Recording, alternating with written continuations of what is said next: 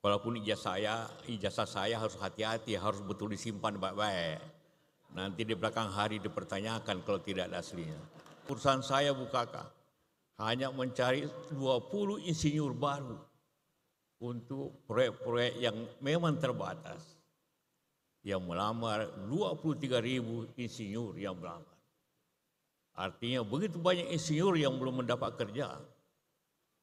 Belum begitu banyak insinyur, harapan kita semua yang telah menghadapi pendidikan tapi sulit mendapat kerja akibat situasi yang sulit ini di dunia ini.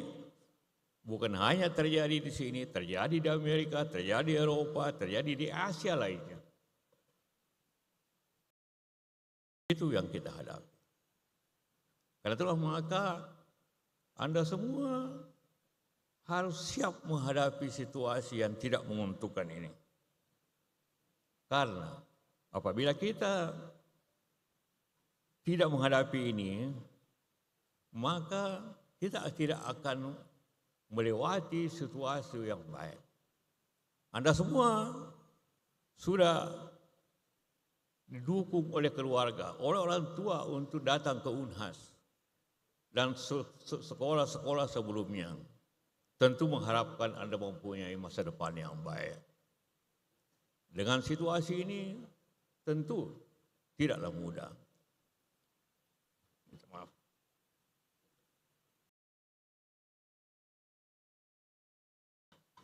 Sebagai alumni yang baru, ada dua kemungkinan Anda mencari kerja dan membuat pekerjaan.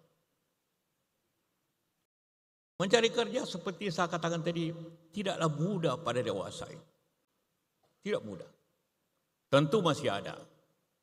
Khususnya kita di daerah timur ini relatif lebih baik dibanding terjadi di Jawa dan sebagainya. Relatif lebih baik. Karena itulah maka Anda harus memilih dua. Kalau mencari kerja berarti Anda mendapat pendapatan walaupun mungkin tidak besar. Tapi ada kontinuinya. Anda bisa hidup mungkin pada awalnya sederhana. Tapi membuat pekerjaan memang awalnya tidak mudah. Tapi Anda mempunyai harapan lebih besar pada masa datang. Berusaha, entrepreneur, wirausaha, bekerja kecil-kecilan. Semua itu adalah alternatif yang Anda bisa capai pada saat yang sulit ini. Pemerintah telah menurunkan semua anggarannya. Tadi saya berbicara dengan Bapak Pimpinan Rektor. Dulu Unhas punya anggaran 75 untuk penelitian. Sekarang sisa 20 miliar. Artinya adalah juga akan terjadi masalah-masalah internal kampus. Di perusahaan sama seperti itu. Kita harus menghemat, tapi kita harus tetap bergerak untuk hidup, bergerak untuk maju. Apa yang dapat kita? Pertama tentu Anda mencari kerja. Kalau sudah dapat kerja, jangan memikirkan pekerjaan lain dulu. Kalau Anda sudah mendapat kerja, mungkin tahun ini, tahun depan, 2 tahun lagi. Sekarang rata-rata alumni tamatan universitas menunggu 2 tahun untuk mendapat pekerjaan tetap. Rata-rata di Indonesia ini. Karena begitu banyaknya universitas, begitu banyak menghasilkan sarjana. Sehingga tidak sebanding dengan ketersediaan lapangan kerja. Tapi tentu juga terbuka hal tersebut. Jadi kalau Anda sudah mendapat pekerjaan, tekuni pekerjaan itu. Jangan berpikir dulu lagi yang lainnya. Karena ini sulit keadaannya. Pilihan yang kedua seperti saya katakan tadi, Anda membuat pekerjaan.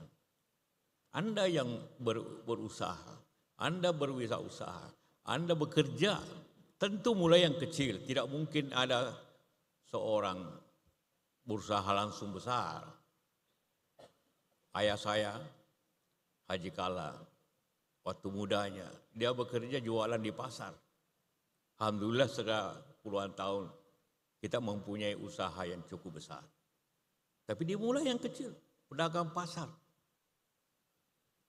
Banyak orang seperti itu.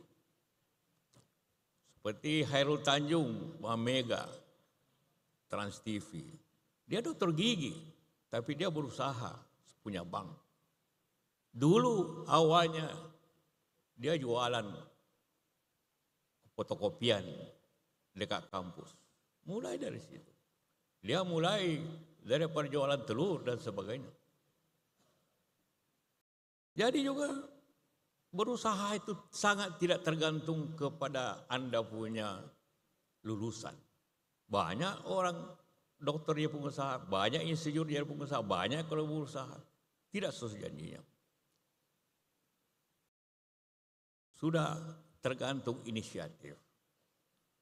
Haji Isam yang terkenal, orang Boni yang di Kalimantan. Dia mulai dari pesopir truk. Dia tamatan SMP. Jadi tidak, sekolah itu formalitas. Tapi yang resmi adalah skill. Kemampuan bekerja. Dan kemauan yang kuat untuk bekerja. Bukan gelar. Selepas Anda di sini, apabila Anda memilih untuk berusaha, karena memang itu pilihan yang paling mungkin pada dewasa ini, ialah ada bukan ijazah Anda yang penting lagi, tapi skill Anda, kemampuan Anda lah yang penting. Saya semenjak lulus tahun 1967, 58 tahun yang lalu, cuma satu kali saya buka ijazah saya. Lainnya di lemari. Walaupun ijazah saya harus hati-hati, harus betul disimpan baik-baik. Nanti di belakang hari dipertanyakan kalau tidak ada aslinya. Ya.